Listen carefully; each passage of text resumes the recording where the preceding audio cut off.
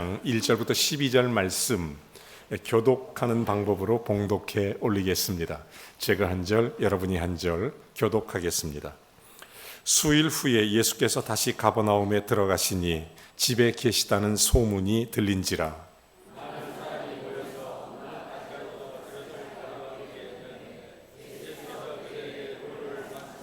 사람들이 한 중풍병자를 네 사람에게 메워 가지고 예수께로 올세.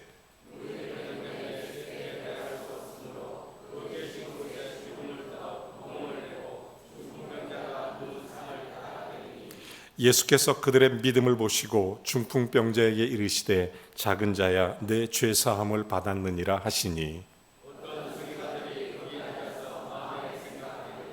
이 사람이 어찌 이렇게 말하는가? 신성 못 오기로다. 오직 하나님 한 분 외에는 누가 능히 죄를 사하겠느냐?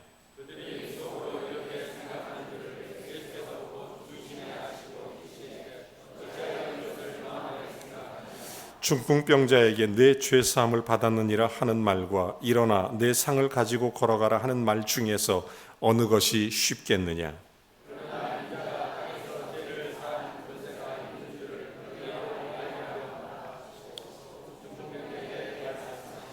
내가 네게 이르노니 일어나 내 상을 가지고 집으로 가라 하시니,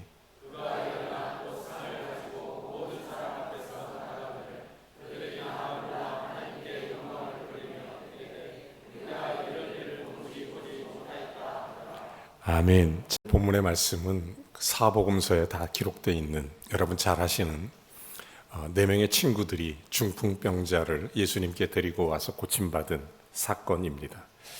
이 말씀 속에 놀라운 은혜가 담겨 있습니다. 이 중풍병자가 은혜 받듯이 오늘 여러분 모두에게 이 은혜가 임하기를 주의 이름으로 축원합니다. 예수님께서 그를 고쳐주십니다. 그랬더니 그가 누웠던 침상을 들고 일어나 집으로 돌아가는 놀라운 사건. 하지만 이것이 오늘 성경 본문의 핵심 메시지는 아닙니다. 이 본문의 핵심 내용은 전혀 다른 데 있습니다. 예수님이 중풍병자의 죄를 사하여 주심으로 예수님께서 죄를 사하여 주시는 권세가 있다는 것을 그 시대 모든 사람들에게, 또 그곳에 있는 사람들에게, 오늘날 저와 여러분에게 굉장한 메시지로 주신 말씀입니다. 이것이 본문의 핵심입니다. 정말 깨닫는 것이 굉장히 많은 이 본문의 말씀, 이 은혜, 저는 이 본문을 통해서 나타나는 중풍병자 그리고 예수님, 네 명의 친구들 다 주목해 봅니다. 중풍병자, 자기의 의지로 움직일 수 없는 사람, 평생 누워있고 자기의 활동에 장애를 느끼고 우리 육체가 가진 그 오랜 시간, 가장 힘든 시간을 보내야 하는 질병을 안고 살아가는 사람, 중풍병자일 것입니다. 여러분, 어쩌면 우리는 영적으로 중풍병자 같을지도 모릅니다. 마치 야곱이 자기의 인생을 험악한 세월을 살아왔다, 지팡이에 머리를 의지하여 하나님께 그렇게 고백했던 것처럼 내적으로나 외적으로나 사실은 내 의지대로 할 수 없는, 내 마음대로 움직여지지 않는 그런 인생 때문에 좌절하고 낙심하는 그런 경우가 얼마나 많은지 모릅니다. 그런데 저는 여기서 더욱 주목해 보는 것은 이 중풍병자를 맞이하신 예수님의 모습입니다. 상식적으로 이 중풍병자를 만났을 때 예수님은 이렇게 얘기하실 줄 알았습니다. 고생이 많구나. 어렵고 힘들겠구나. 내가 일으켜주마. 내가 고쳐주마. 이제 새롭게 살아라. 힘내라. 이런 상식적인 대답을 갖고 있었지만 예수님은 전혀 뜻밖의 말씀을 하십니다. 작은 자야 내 죄 사함을 얻었느니라. 왜 그러셨을까? 왜 이런 말씀을 하실까? 굉장히 충격이었습니다. 참 궁금했습니다. 예수님은 왜 이 중풍병자의 문제를 이런 방식으로 풀어가실까? 왜 이 문제를 이렇게 해결하실까? 전혀 예상 밖의 대답이었습니다. 그 당시 서기관, 그 자리에 있었던 수많은 사람들, 역시 바리새인들 똑같이 충격을 받았을 것입니다. 의외의 대답에 놀람을 금할 수 없었습니다. 이것이 빌미가 되어 예수를 고발하는 첫 번째 사건을 일으키게 된다는 것. 여러분, 예수님께서 왜 그러셨을까요? 하지만 예수님의 의지는 단호했습니다. 그 어떤 경우에도 서로 용납하거나 타협하지 않고 내 죄사함을 받았느니라, 이렇게 선포하시는 것입니다. 저는 이 말씀을 통해서 이 중풍병자에게 과연 무엇을 주고 싶어 하시는 것일까? 과연 어떤 인생의 해답을 주시고 하나님께서 그의 길을 인도해 주시는 것일까? 저는 이 말씀 속에서 하나님 나라를 봅니다. 하나님 나라, 그의 인생의 근본부터 하나님께서 서로 세워가길 원하시는 주님의 마음을 바라보게 됐던 것입니다. 여러분, 오늘 우리가 잘 아는 말씀이죠. 저는 오늘 성경에서도 잘 보면 구약 성경도 역시 하나님을 우리에게 소개할 때 죄를 용서하시는 하나님으로 소개하고 있습니다. 느헤미야 9장에도 보면 주께서는 용서하시는 하나님이시다. 용서하신 하나님, 긍휼히 여기신 하나님. 시편 103편에도 보면 12절에 동이 서에서 먼 것 같이 우리의 죄과를 멀리 옮기셨으며, 주님은 용서하시는 하나님이십니다. 이사야서 43장 25절 말씀처럼 우리에게 나를 위한 내 허물을 도말하여 그리고 내 죄를 기억하지 아니하리라. 하나님은 용서하시는 하나님이십니다. 할렐루야. 얼마나 감사한지 몰라요. 예수님도 마찬가지십니다. 예수님은 임마누엘이십니다. 말씀이 육신을 입고 이 땅에 오신 예수 그리스도 임마누엘로 오신 것입니다. 그분 역시 하나님과 동일하게 우리에게 용서하신 하나님이십니다. 우리의 모든 죄를 속량하기 위하여 하나님이신 그분이 말씀이 육신이 되어 우리 가운데 거하시어 우리의 모든 죄를 담당하셨습니다. 그리고 속량하셨습니다. 용서하시는 것입니다. 이 말씀을 통해 예수님이 나에게 어떻게 하시는지 오늘 이 시간 분명하게 이 중풍병자와 예수님과의 모습을 바라보며 오늘 주님을 만나는 은혜가 있기를 주의 이름으로 축원합니다. 주님이 나에게 뭐라고 말씀하시는지 오늘 성경 본문은 이렇게 시작합니다. 자, 1절 말씀, 본문 1절에 이렇게 시작하죠. 수일 후에 예수께서 다시 가버나움에 들어가시니라. 자, 거기 갔더니 함께 계시다는, 집에 계시다는 소문이 들렸다는 것입니다. 여러분, 예수 그리스도가 이 성경 본문의 배경을 잠깐 이해하셔야 됩니다. 예수님께서 고향 나사렛에서 사역을 시작하셨습니다. 처음에 하나님 나라의 일을 선포하셨습니다. 그렇지만 나사렛에서 배척을 받게 된 것입니다. 그래서 예수님 밖으로 쫓아내고 심지어 예수님을 끌고 산 낭떠러지로 끌고 가서 예수님을 밀어 넘어뜨려 죽이려고까지 했습니다. 자, 이런 사건이 있었습니다.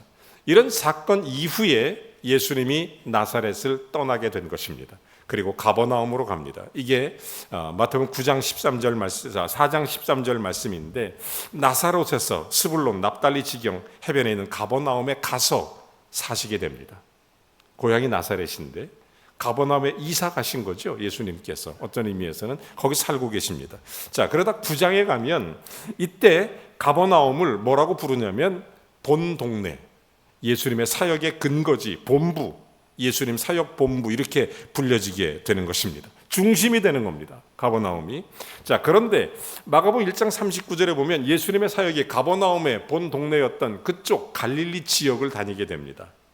갈릴리 지역에 다니면서 9장 1절에 보면 거기에서 회당, 시나고르에서 전도하시고 복음을 전파하시고 병자를 고치시고 이런 여러 가지 사역을 하게 되는 것입니다. 그때부터 이 사역의 중심이 됐다가 여러 달 동안 사역을 떠나 계시다가 이제 거기서 한 사람을 만나게 되는 것입니다. 귀신 들리고 한 문둥병자가 예수를 찾아왔던 것입니다. 거기서 예수님이 이 병자를 고쳐주십니다. 나병 환자였습니다. 이 고침받은 나병 환자에게 예수님께서 뭐라고 말씀하시냐면 이렇게 딱 한마디를 당부합니다. 이런 당부를 하세요. 어디 가서 얘기하지 말라. 아직은 때가 이르니 조금 조용히 하고 잠잠해라. 이렇게 부탁을 합니다. 그런데 자기에게 일어난 일로 인하여 참지 못하고 나가서 이걸 동네방네 소문을 내기 시작합니다. 예수께서 나의 나병을 고쳤다. 예수가 나를 살렸다. 이렇게 하게 된 것입니다. 그러다 보니까 사람들이 예수 그리스도가 가는 곳마다 용신할 틈 없이 사람들이 모여들기 시작했던 것입니다. 조용히 하라고 했는데 이것 때문에 마가복음 1장 45절 말씀처럼 어떤 사건이 일어나면 다시는 공개적으로 드러나게 가버나움이라는 동네, 갈릴리라는 동네에 들어가지 못하게 된 겁니다. 공개적인 활동하기가 상당히 제약을 받게 된 거예요. 왜냐하면 소문 듣고 예수님이 언제 어디에 오신다 그러면 엄청나게 사람들, 무리들, 군중들이 모여들으니까 여러 가지 불편한 게 말이에요. 식사 문제, 화장실 문제, 한두 가지 있겠습니까? 동네가 쑥대밭대니까 예수님이 조용하게 드러나지 않도록 그런 문제였습니다. 자, 그로부터 여러 날이 지났습니다. 이 본 동네인 이제 가버나움에 가신 것입니다. 다시 본문 1절에 가시면, 자, 그래 보면 거기에서 많은 사람들이 몰려들었습니다. 이제 가버나움에 오셨다는 얘기를 듣자마자 소문이 금방 나니까 어느 집에 있다고 하니까 2절에 이렇게 얘기하죠. 똑같이 많은 사람이 모이게 됩니다. 문 앞에까지 들어갈 자리가 없어요. 문 밖에도 문 안에도 발 디딜 틈조차 없었던 것입니다. 물론 이들이 예수님께 몰려왔다고 해서 예수님 사역이 굉장히 대단하게 부흥되거나 아니면 사역의 역사가 나타난 것은 아닙니다. 왜냐하면 사실 그들 대부분은 눈에 보이는 일어나는 역사 때문에, 아니면 먹을 것 때문에, 아니면 자기들의 필요 때문에, 아니면 자기들의 육신의 질병 때문에 예수를 찾아온 것이지, 예수가 하나님이시고 자기의 구원자이시고 자기의 생명이신 것을 믿고 있었던 것은 아닙니다. 대부분 예수님의 이적에만 관심을 갖고 있었습니다. 자기들의 병을 고쳐주길 바랬고, 자기들의 문제를 해결해 주길 바랬고, 바로 이런 내용이죠. 그러다 보니까 오히려 예수님 사역에 방해가 됐습니다. 이런 일이 있죠. 예수님이 어느 날 제자들을 가르치고 있었습니다. 근데 사람들이 너무 많이 몰려오니까 바닷가였는데 이제 위험 상황에 빠졌어요. 그래서 예수님이 먼저 배를 타고 이제 잠시 뛰어서 이렇게 나갑니다. 그리고 배에서 그 사건을 바라보게 되는 겁니다. 배에서 이만큼 불편을 겪습니다. 그래서 예수님의 사역에 불편이 한두 가지예요. 그래서 예수님께서는 무리를 물리치시고 그 다음에 제자를 가르치신 경우가 성경에 비일비재하게 나타나게 되는 것입니다. 자, 그래서 여기서 보니까 성경에서 그들에게 그리스도 말씀의 도를 가르치요. 도는 로고스입니다. 하나님 말씀. 이 말씀을 어디서도 가르쳤냐면 나사렛에서도 가르쳤습니다. 예수님의 공적 사역을 시작하면 나사렛에서 예수 그리스도의 도를 가르쳤지만 나사렛 사람들은 이 도를 믿지 않았습니다. 이유가 있어요. 여러분, 예수님께서 이 말씀을 가르치신 이유가 뭡니까? 예수님은 어떤 말씀을 가르칠까요? 예수님이 이 땅에 오셔서 하시는 주님의 말씀의 가르침의 목적이 구체적으로 예수님은 누가복음 4장 18절과 19절을 통해서 우리에게 이렇게 말씀을 해주시고 계시는 것입니다. 주의 성령이 내게 임하셨으니, 예수님께서 하신 이는 가난한 자에게 복음을 전하고, 또 기름 부으시고 포로된 자에게 자유를, 눈먼 자에게 다시 보게 함을 전파하며 눌린 자를 자유케 하며, 19절에 보면 은혜의 주의 은혜의 해를 선포하게 하려 함이니라. 이렇게 분명하게 예수님이 이 땅에 복음을 전하는 목적을 설명한 것입니다. 자, 그런데 문제는 나사렛에 사는 사람들이 자기가 알고 있는 예수 그리스도, 예수님이 자기들을 뭐라고 표현하냐면 눌린 자, 눈먼 자, 가난한 자, 억제된 자, 죄인, 이렇게 말하니까 그 소리가 듣기가 싫은 것입니다. 그 소리를 듣고 싶지 않은 거예요. 당신 죄인이다 그러니까 그 소리가 거북합니다. 눌린 자다 그러니까 억울한 거예요. 눈먼 자다 그러니까 속이 상한 겁니다. 못마땅하게 여겼습니다. 그래서 이 예수를 데리고 낭떠러지로 끌고 내려가 예수를 죽이려고 했던 것입니다. 그것 때문에 예수님이 가버나움에 가시게 됐고, 가버나움에서도 똑같이 이 복음을 전파하셨던 것입니다. 그런데 다행스럽게 가버나움에서는 이 예수 그리스도의 복음의 메시지를 받아들였습니다. 거절하지 않았어요. 저는 여기서 깊이 깨닫습니다. 우리의 신앙생활에 내 중심적인가 하나님 중심적인가, 이 차이가 얼마나 큰지를 깨닫습니다. 정말로 저는 여기서 깨닫는 것은 육적인 일에만 관심을 쏟는 그리스도인인가, 아니면 하나님의 일을 관심 쏟는 그리스도인인가, 여기에 문제의 차이점이 발생한다는 것을 확실하게 깨닫기 시작합니다. 나사렛 사람들은 하나님의 말씀이 귀에 들려왔음에도 그 말씀을 들을 수 없을 만큼 교만했습니다. 그 말씀이 들려오지 않았던 것입니다. 그래서 예수를 배척한 것입니다. 우리도 예수님 말씀이 들려오지 않으면 우리 속에 있는 예수 그리스도를 배척하는 것입니다. 주님을 몰아내는 것하고 똑같은 것입니다. 심지어 예수를 죽이는 일에 앞장서는 것과 똑같은 것입니다. 여러분, 주의 말씀이 우리 속에 임할 때마다 아멘으로 화답하는 은혜가 있기를 바랍니다. 정말 하나님 중심적이고 하나님께서 하나님 말씀에 기쁨으로 순종하는 은혜가 있어야 됩니다. 이게 영적인 일입니다. 이게 영적인 일에 힘쓰는 거고 이 은혜로 하나님의 축복을 풍성히 받아 누리게 되는 것, 이것이 신앙생활입니다. 자, 이 배경 속에서 이제 한 사람이 등장하게 되는 것입니다. 그게 3절입니다. 한 사람들이 한 중풍병자를 네 사람에게 메어가지고 예수께로 오니, 말씀드린 것처럼 중풍병자, 자기의 의지로 몸을 움직일 수 없는 자, 어쩔 수 없이 누워있는 채 네 사람이 침상을 들고 찾아오게 됩니다. 그랬더니 4절에 이렇게 얘기합니다. 이어서 그러나 무리 때문에 데려갈 수 없으므로 그곳 지붕을 뚫고, 아마 이분들이 이랬을 거예요. 아마 100% 저는 확신하는데 이 네 명의 친구들이 중풍병자를 메고 그 집에 들어갈 틈이 없으니까 안과 밖으로 아마 이렇게 얘기했을 겁니다. 죄송합니다. 길 좀 비켜주시죠. 여기 환자가 있습니다. 여기 아픈 사람이 있습니다. 예수님께 가야 됩니다. 예수님 만나면 삽니다. 제발 좀 부탁합니다. 비켜주십시오. 그랬던데 아무도 비켜주지 않았습니다. 얼마나 이기적인 신앙생활인지 모릅니다. 얼마나 자기중심적인 신앙생활인지 몰라요. 그 속에 있던 사람들 한 사람도 미동하지 않았습니다. 불쌍한 사람 보고도 동정을 베풀지도 않았습니다. 자기밖에 모르는 사람들. 오늘로 말하면 교회 같은 거 아닙니까? 예수님이 가르치고 있고 용신할 틈 없이 사람들이 꽉 차 있는데 아무도 안 비켜주고, 이들은 포기하지 않고 지붕 위로 올라갑니다. 이스라엘의 그 당시 유대인의 가옥 구조는 밖에서 사다리를 옥상에 놓는 구조예요. 그리고 여러분, 예수님께서 마국간에 태어났다고 그러잖아요. 원래 이스라엘, 우리나라 외양간 같은 구조가 아니라 집 안에 아래층 맨 밑에, 여기는 그 보통 이렇게 닭이나 소나 이런 걸 키우는 거예요, 돼지를. 그리고 그 2층에는 보통 그 주방, 그리고 거실, 3층에 보통 이제 침실 이렇게 돼 있어요. 그러다 보니까 환기 시스템이 필요해요. 그래서 이스라엘 가옥 구조는 이렇게 지붕을 덮어서 그 위에 구멍을 냅니다. 그 위에 환기 시스템이죠. 그리고 그 위에 나무 석가래를 얹어놓고 집을 덮어요. 집을. 자, 그게 이스라엘 가옥 구조입니다. 이들이 포기하지 않고 네 명의 친구들이 예수님께 가기 위해서 이 중풍병자를 옥상으로 데리고 가는 것이, 그걸 뜯어내는 거예요. 생각해 보십시오. 갑자기 시끄러운 소리가 들리고 갑자기 산만해졌습니다. 그걸 뜯어내고 중풍병자를 내립니다. 갑자기 깜짝 놀랐을 것입니다. 먼지가 막 떨어지고 예수님의 가르치심이 있는데 그 자리에 그런 사건이 일어났으니까 큰 구멍을 통해 중풍병자가 예수님 앞에 내려온 것입니다. 그러니 분위기가 어떻겠습니까? 자연히 그곳에 있는 모든 사람들의 시선이 예수님께, 그리고 중풍병자에게 쏠렸을 것입니다. 그들의 관심은 예수님이 이 중풍병자를 어떻게 하시는가, 여기에 관심을 갖고 있었을 것입니다. 그때 예수님께서 가르침을 잠시 멈추고 놀라운 말씀을 하시는 것입니다. 무슨 말씀이죠? 그게 5절입니다. 이어서 5절.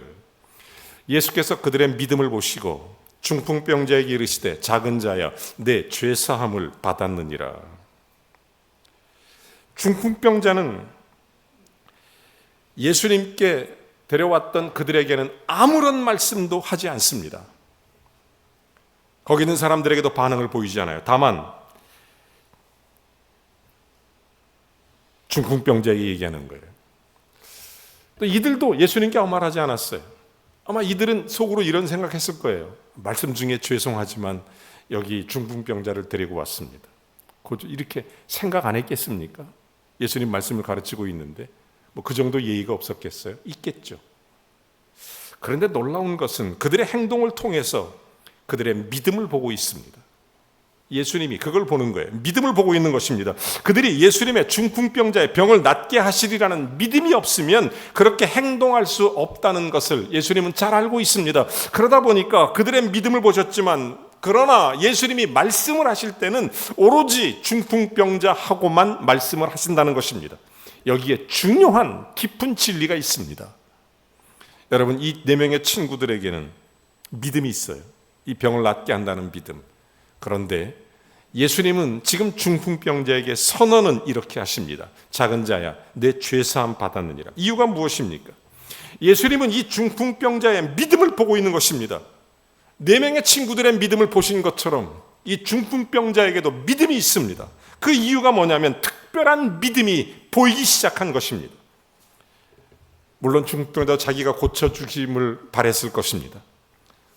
그러나 그보다 먼저 그에게는 간절한 소원이 하나 있어요. 그가 절실하게 바라는 것이 있어요.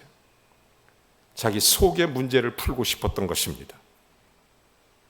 자기 안에 있는 내적인 문제, 외적인 여러 가지 사건, 외적인 여러 가지 문제보다 내 속에 있는 내적인 문제를 풀고 싶은 것입니다. 여러분, 예수님은 요한복음 2장 25절 말씀처럼 사람의 속을 다 알고 계십니다. 그러니까 4명의 친구들의 믿음도 보시는 거고 중풍병자의 믿음도 보시는 것입니다. 그래서 예수님은 중풍병자가 죄사함을 받기를 바란다는 것을 예수님은 정확히 알고 계십니다. 그의 믿음을 아는 거죠. 그리고 말씀하시는 거예요. 제가 깨닫는 것은 4명은 건강했습니다. 영적으로 건강하죠. 그런데 그들은 자기 자신의 영적인 비참함을 지금 깨닫지 못하고 있다는 데 문제가 있습니다. 만약 주님, 내 친구를 고쳐주십시오. 그리고 내 연약한 죄도 고쳐주십시오. 그랬다면 아마 완벽한 하나님의 사람이었을 것입니다. 하지만 이들은 한쪽만 봅니다. 외적인 상황만 보는 거예요. 그들의 믿음은 거기까지였습니다.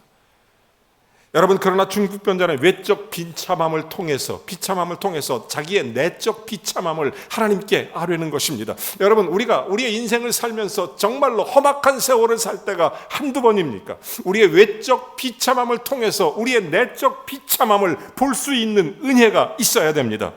결국 이 중풍병자는 자신의 죄를 회개해서 애통하는 심정으로 주님께 나갔던 것입니다. 4명의 친구는 예수님의 능력을 믿었습니다. 아니, 능력만 믿었습니다. 그러나 이 중풍병자는 병을 고치시는 예수님뿐만 아니라 우리의 죄를 사하시는 예수님을 믿고 있다는 것입니다. 여러분은 어떻습니까? 오늘 이 아침에 여러분 심령 속에 하나님의 은혜가 임하여 우리의 죄를 사하시는 그리스도의 권세가 있기를 주의 이름으로 축원합니다. 주님의 은혜는 그 속에서 옵니다. 주님의 역사는 그때 나타나는 것입니다. 이것을 중풍병자가 깨닫고 있다는 거예요. 그래서 예수님 말씀, 작은 자여 내 죄가 사하여졌느니라. 여러분, 작은 자, 여러분 그렇습니다. 예수 안에 새로운 피조물 됐으니까 하나님의 아이가 됐다, 이런 얘기입니다. 원래 이 작은 자, 아이라는 뜻이에요. 아들이란 뜻입니다. 그러니까 하나님의 아들 아이가 됐다. 이제 죄사함 받았습니다. 거듭나고 구원받았고 생명으로 옮겨졌고 이제 작은 자로 부르시게 된 것입니다. 여러분, 예수님께서 마가복음 2장 17절 말씀처럼 똑같아요. 건강한 사람에겐 의원이 쓸데없고 병든 자에게 쓸데있느니라. 나는 의인을 부르러 온 것이 아니라 죄인을 부르러 왔노니라. 여러분, 그렇습니다. 예수님께서 정말 찾고 싶은 사람이 바로 이 중풍병자였던 것입니다. 우리가 평안하고 건강하다고, 나 스스로 의롭다고 바리새인처럼 하면 안 됩니다. 차라리 세례와 같이 길 모퉁이에 서서 외적인 문제 속에 내 속에 있는 내환의 문제를 깨닫고 주님 앞에 엎드려 기도할 수 있고 내 죄를 자복하며 하나님의 은혜를 구할 수만 있다면 그에게는 하나님의 역사가 나타나게 되는 것입니다. 하나님의 은혜가 임하게 되는 것입니다. 자, 이런 놀라운 역사가 일어납니다. 이 중풍병자에게 큰 은혜가 임한 거죠. 그런데 다른 시각으로 보는 사람들도 있었습니다. 이어서 6절. 자, 어떤 서기관들이 거기 앉아서 마음에 생각하기를, 마음에 생각해요. 입으로 말한 게 아닙니다. 글로 쓴 것도 아니에요. 어떤 서기관들이, 여러분 예수님 당시에는 유대교에 4파가 있습니다. 에세네파, 그 다음에 바리새파, 그 다음에 열심당파, 그리고 사두개파, 이렇게 돼 있어요. 4파. 그러니까 이 4파의 자기들의 주장을 뒷받침하기 위해서 서기관들을 둔 것입니다. 오늘날로 말하면 신학교 교수님들 같은 거예요. 서기관들이. 자, 그곳에 서기관들이 여럿 있었습니다. 오늘 본문에 등장하는 서기관은 문맥상 바리새파 서기관들입니다. 자, 그곳에 온 이유는 예수님을 책잡기 위해서, 아마 예수님께서 내 죄가 사하여졌느니라 이 말이 떨어지기가 무섭게 이들에게는 마음속에 생각하기를, 물론 겉으로 얘기한 건 아니지만 속으로 쾌재를 불렀습니다. 됐다, 걸렸다, 예수님의 결정적 잘못을 찾았다 생각했을 것입니다. 7절 계속해서 이렇게 말하죠. 어찌 이렇게 말하는가? 저가 신성모독하는구나. 하나님 한 분 외에는 누가 능히 죄를 사할 수 있단 말인가? 여러분, 유대교에서 가장 큰 죄로 간주되는 것이 신성모독죄입니다. 신성모독죄는 보통 3가지 형태로 나타나요. 사도행전 20장에 보면 사도들이 보면 그 율법을 비방한다 이렇게 해서 신성모독죄를 뒤집어 씌웁니다. 율법의 완성을 강조하는데 율법이 마치 부정되는 것처럼 이렇게 오해해서 또 잘못 곡해시켜서 사도 바울을 잡아가는 근거로 삼는 게 사도행전 20장의 율법 비방죄예요. 자, 또 하나, 두 번째가 뭐냐면 하나님의 이름을 모독하고 저주하는 것. 이게 레위기 24장에 보면 그런 사람은 반드시 사형에 처할지니라. 이게 율법입니다. 율법. 그리고 세 번째가 뭐냐면 가장 큰 신성 모독죄인데 하나님의 자리에 앉는 것. 하나님 자리에 앉는 것. 그러니까 이단은 결코 용서받지 못합니다. 하나님 자리에 앉는 것입니다. 여러분, 자기가 하나님처럼 행세하는 것, 최악의 신성 모독입니다. 오늘 성경 본문의 서기관들이 이 죄목을 지금 예수님에게 뒤집어 씌우려고 하는 것입니다. 최악의 신성 모독을 했다는 것이죠. 오직 하나님 한 분 외에 누가 능히 죄를 사할 수 있단 말이냐? 물론 제사장도 선지자도 죄를 사할 수 없습니다. 오직 하나님만 죄를 사할 수 있습니다. 그런데 지금 문제는 뭐냐면 예수님이 하나님이신 것을 그들은 알지 못하고 있다는 데 문제가 있습니다. 그래서 그들이 이렇게 결론을 짓습니다. 예수님이 신성 모독자니까 레위 24장 말씀처럼 그는 반드시 죽여야 된다. 자, 그런데 그들이 예수님을 죽이기 위해서는 먼저 해결해야 될 문제가 하나 있습니다. 이유가 뭐냐면 예수님이 행하시는 이 놀라운 기적, 이 놀라운 사건들을 어떻게 설명하느냐 하는 것입니다. 왜냐하면 구약의 모든 율법의 성경의 내용들이 예수 그리스도는 메시아가 오시면 이러한 일을 행한다고 말씀하셨기 때문에, 그래서 그런 일을 100% 완벽하게 동일하게 행하시는 예수님의 이 행한 일들을 규명해야 됐던 것입니다. 이 문제를 먼저 풀어야 돼요. 그래야 예수 그리스도를 죽일 수 있습니다. 자, 그러다 보니까 이 사람들이 어디로 몰고 가냐면 저가 사탄을 힘입어 이런 일을 행하는도다, 이렇게 이 사두개인들이 몰고 간 것입니다. 이게 예수님의 사역에 대한 그 당시에 사두개인, 바리새인 이런 사람들의 반박 연론입니다. 하지만 또 하나의 문제도 있습니다. 그들에게는 사람을 죽일 권리가 없죠. 왜? 로마 식민 지배 체제하에 있으니까. 그러니까 예수를 로마의 식민의 그런 것에 로마를 반역하는 것으로 이 문제를 꾸며서 로마 사람들의 손에 예수가 죽도록 십자가의 처형을 만들도록 그렇게 로마인의 손에 넘겨주는 것입니다. 이 사건이 구체적으로 예수가 하나님이신 것을 부정하는 것입니다. 여러분, 신앙생활에서 정말 중요한 핵심이 뭐냐면 하나님이신 그분이 우리를 위해 이 땅에 인카네이션, 성육신하셔서 우리의 모든 죄를 용서하시고 하나님 자녀 삼아주시고 우리로 하여금 하나님의 자녀로 하나님의 영광 가운데 다시 살아가도록 우리를 구원해 주신다는 것입니다. 그 예수님이 우리의 죄를 사해 주시는 것이고, 그 예수님이 우리와 함께하는 것이고, 그 예수님의 부활에 참여하는 자가 되는 것이고, 이 사건 자체에 예수가 그리스도라는 것, 예수님이 이 땅에 하나님께서 우리로 하여금 하나님 자신이 육신을 입고 이 땅에 오셨다는 것을 증명해내는 수많은 사건. 그래서 성경은 예수 그리스도에 관한 것, 요한복음 5장 39절에 보면 성경은 예수 그리스도에 관한 증언이라 이렇게 기록되어 있는 것입니다. 예수님의 기록된 이 말씀, 그런데 그들은 사탄을 힘입었다, 로마의 사람들에게 넘겨주고 죽게 하고. 여러분, 예수님이 신성모독자입니까? 아니면 여기 서기관들이 신성모독자입니까? 예수님은 하나님이십니다. 우리의 구원자이십니다. 우리의 죄를 속량할 분은 예수 그리스도밖에 없습니다. 이 세상 그 어떤 누구도 우리의 인생의 문제를 해결해 주실 분은 예수님밖에 계시지 않습니다. 그랬더니 8절 이어서 이렇게 얘기하죠. 그들이 속으로 생각하는 줄을 예수께서 그 중심에 아시고 어찌 이것을 마음에 생각하느냐 반문하십니다. 예수님 다 아시죠? 서기관들의 생각을.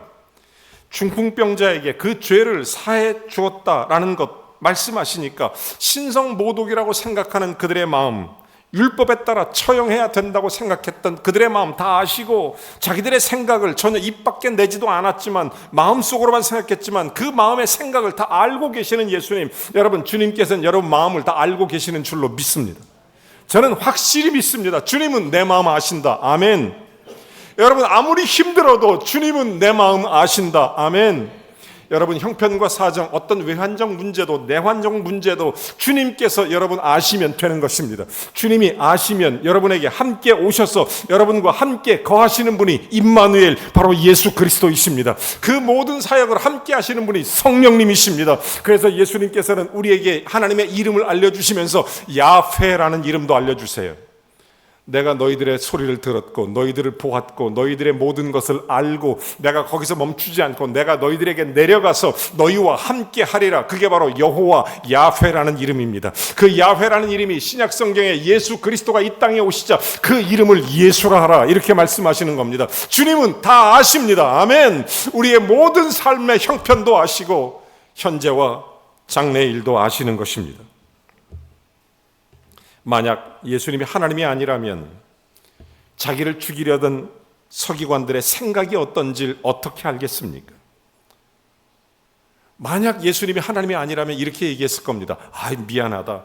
너희들이 나를 오해했구나. 내가 말하는 건 그런 뜻이 아니고 하나님이 용서하신다, 이런 뜻이야. 변명했을 거예요. 하지만 예수님은 단호하십니다. 의지가 분명하세요. 작은 자야, 내 죄가 사하여졌느니라.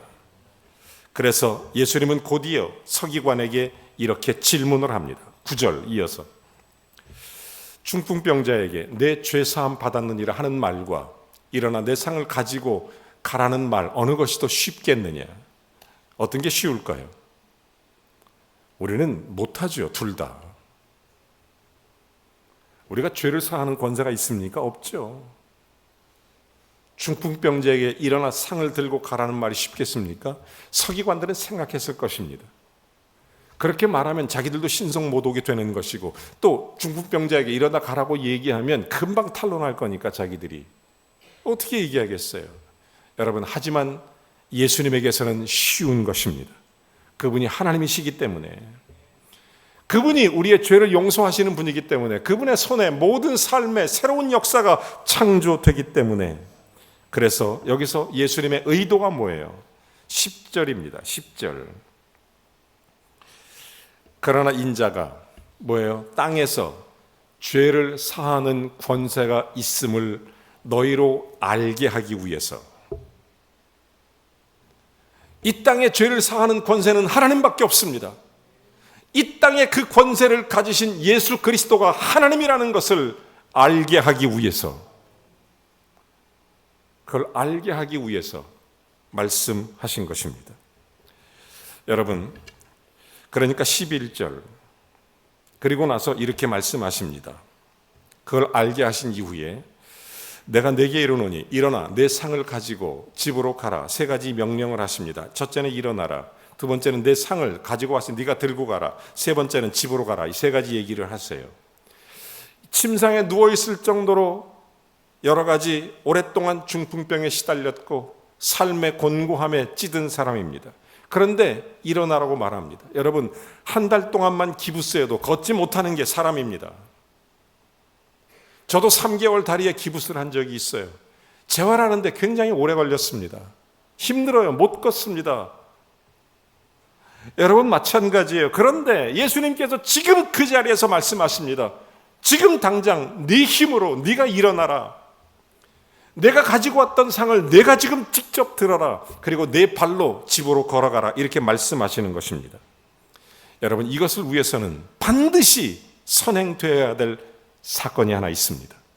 이 일을 감당하기 위해서는 그것은 그의 모든 것이 새롭게 재창조되어야만 하는 것입니다.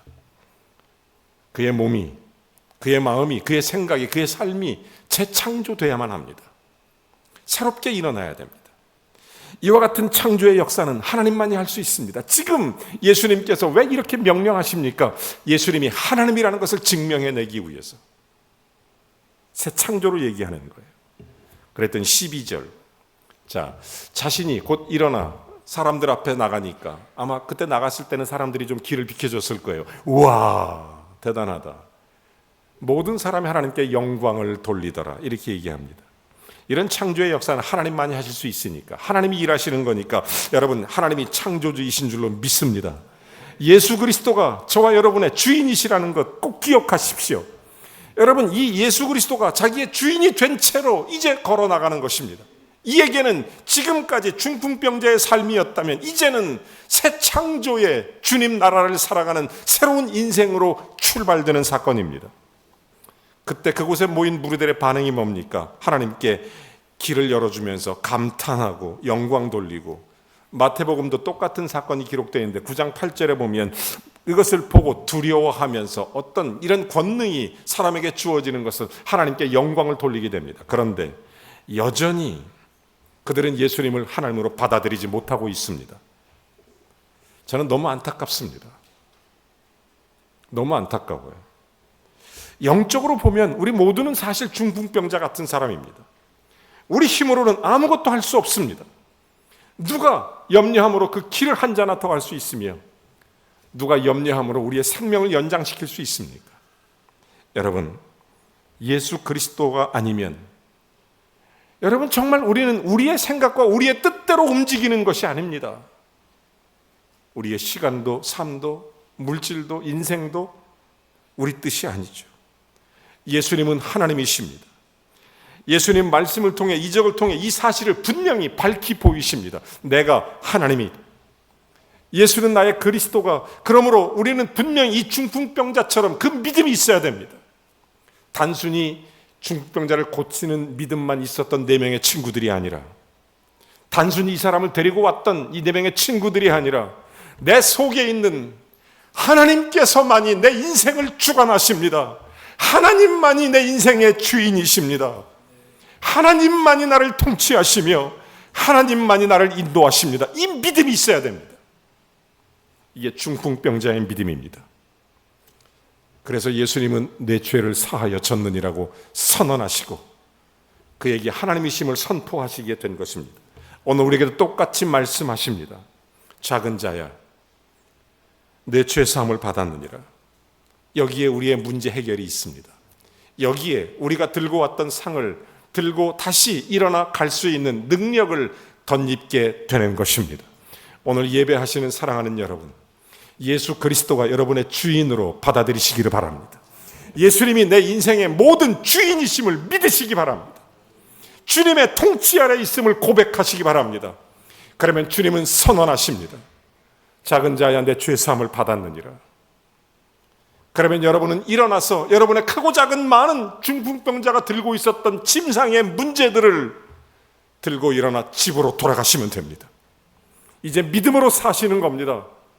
그 믿음 가지고 살라는 것입니다. 그 믿음 가지고 주를 구하고 찾고 두드리는 것입니다. 주님은 모든 문제를 해결해 주십니다. 오늘 이 은혜가 있기를 주의 이름으로 축원합니다. 오늘 이 사랑의 성령의 권능이 여러분과 함께하기를 주의 이름으로 축원합니다.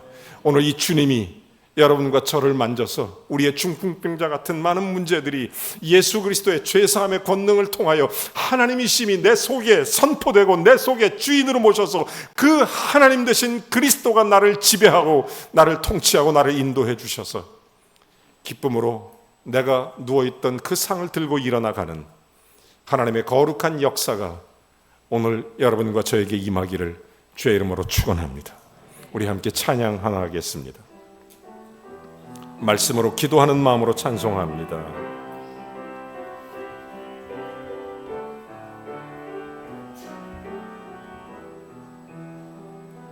성령 하나님 나를 만지소서.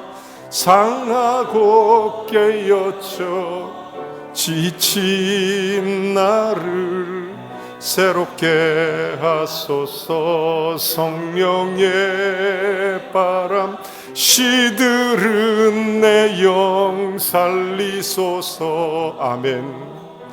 성령 하나 이 땅 고치소서. 죄악의 어둠 속 헤매는 우리 채워주소서. 성령의 불로 세상 헛된 마음 태우소서. 아멘. 임하소서. 성령 하나님이시여, 중풍병자처럼 주님을 바라봅니다. 내 속을 아시는 주님, 우리의 모든 마음을 아시는 주님, 나의 간절함을 주께서 아시는 주님, 우리의 속을, 우리의 죄악을 용서하시는 주님, 주님 나를 만져주시. 성령 하나님, 성령 하나님 나를 만지소서. 상하고 깨어져 지친 나를 새롭게 하소서. 성령의 바람 시들은 내 영 살리소서. 성령 하나님, 오늘 주님이 여러분의 마음을 만지시기를 기도합니다.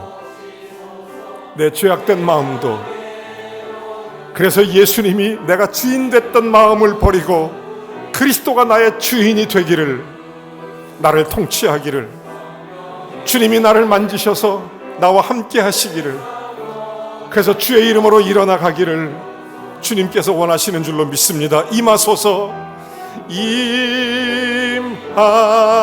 임하소서. 성령 하나님, 지금 이곳에, 주님 지금 내 마음에, 지금 우리의 마음에 바람처럼 불처럼 성령이여 임하소서. 주님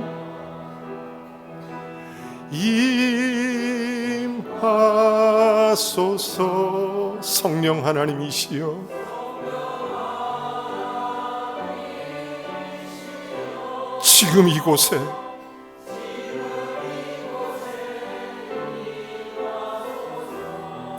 바람처럼 불처럼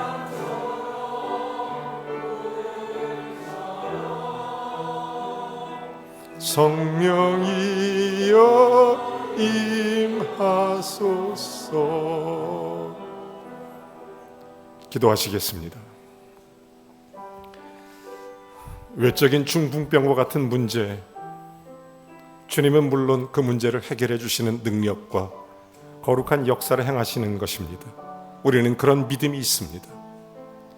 하지만 이 중풍병자의 믿음은 놀라운 것이었습니다. 주님, 내가 주인 삼았던 세상의 모든 죄악들을 주님 이 아픈 마음을 용서해 주시고 긍휼히 여겨 주셔서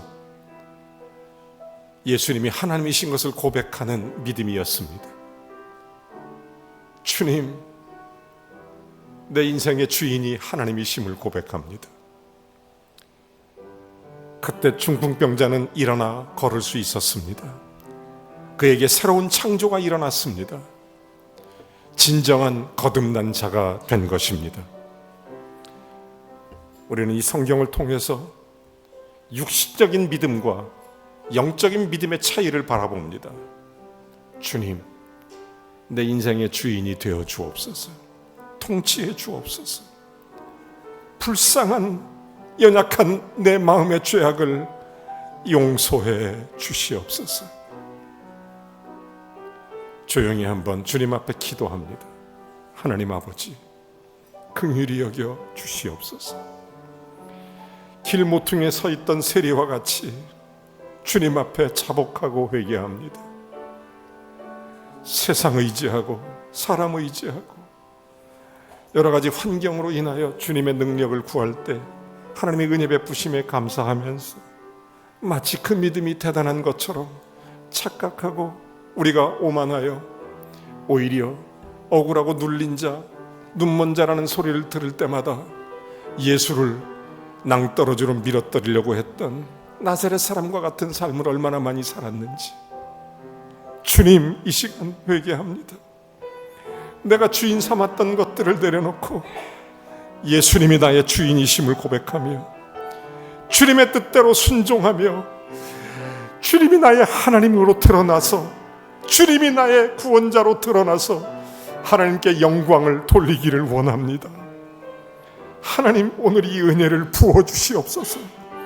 하나님, 이 은혜를 부어주시옵소서. 하나님, 이 은혜를 우리 성도 모두 한 분 한 분마다 이 중풍병자가 받았던 은혜를 한 사람도 빠짐없이 다 예수 그리스도가 나의 구세주로 믿음으로 고백하고 주님 안에 다시 일어나 주께 영광 돌리며 일어서게 하여 주시옵소서. 주님이 함께해 주심을 믿사오며 예수 그리스도의 이름으로 간절히 기도하옵나이다. 아멘. 다 같이 일어나셔서 찬송합니다. 아멘.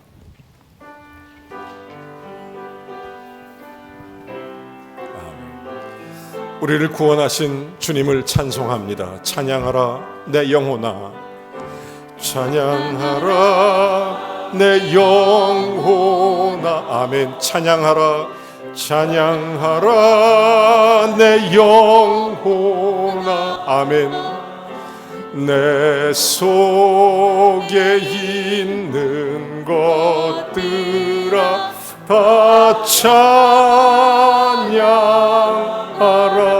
감사하라, 감사하라 내 영혼. 감사하라, 감사하라 내 영혼. 내 속에 있는 것들아, 주님 내 속을 아십니다.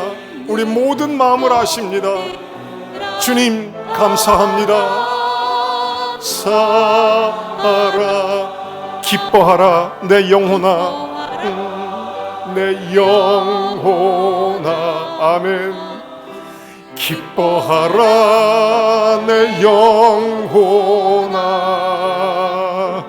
내 속에 있는 것들아 다 기뻐하라.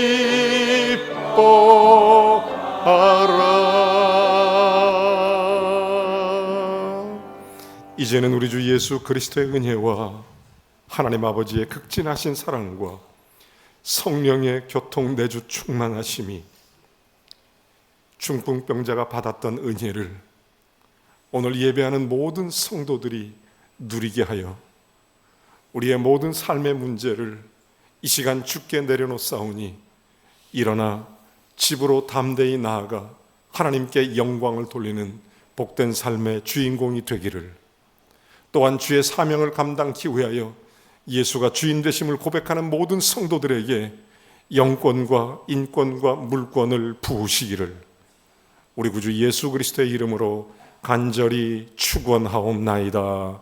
아멘.